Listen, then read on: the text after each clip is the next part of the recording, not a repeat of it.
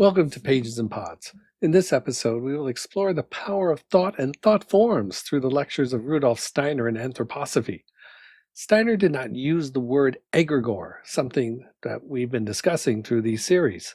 Instead, he talked about how human thoughts can shape reality, manifest into entities, and become vessels for demonic forces.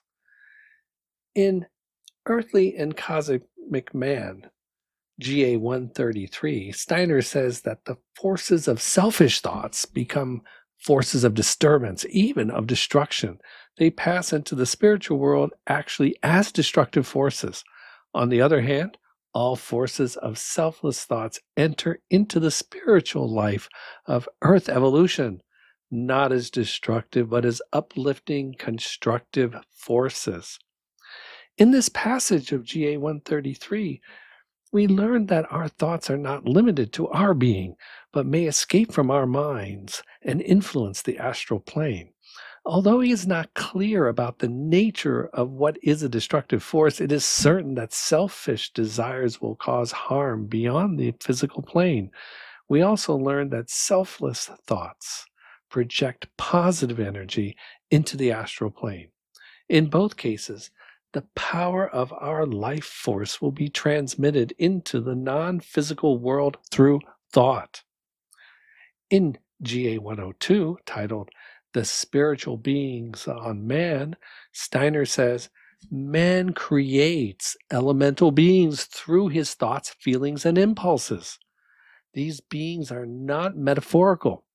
They are real spiritual creatures formed in the astral and etheric planes, nourished by human emotional energy.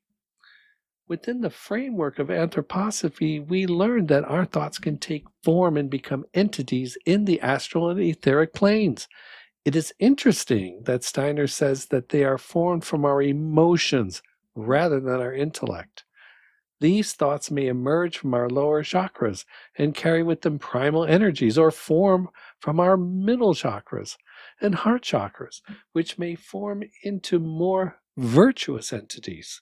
The important message is that our unrestrained emotions can release temporal entities into reality, and that these entities are no longer in our control.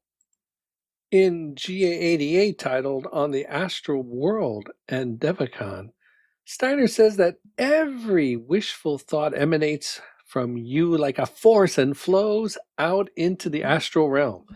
Whatever power is in the thoughts forms itself into arrows or into pleasant cloud formations. Everything is protean in nature.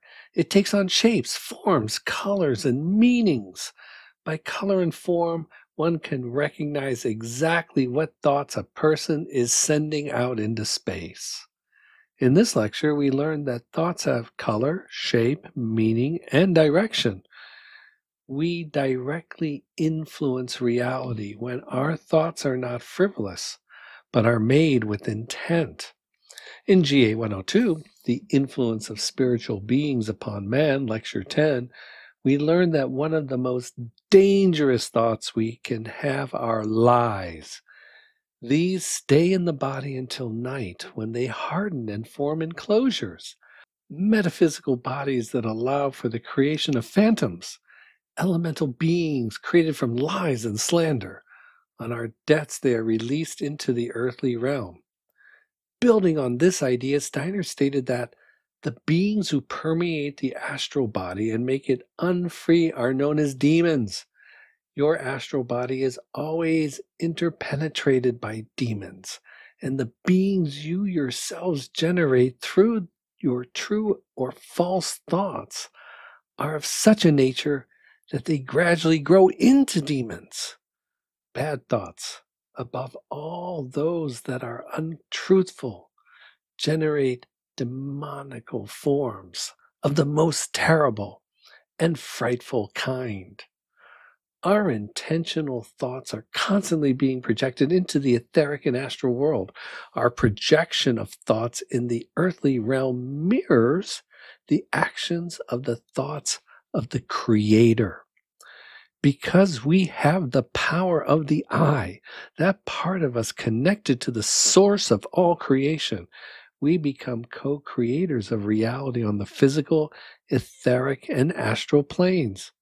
Our thoughts have power. The power in our thoughts can create entities with good and bad natures.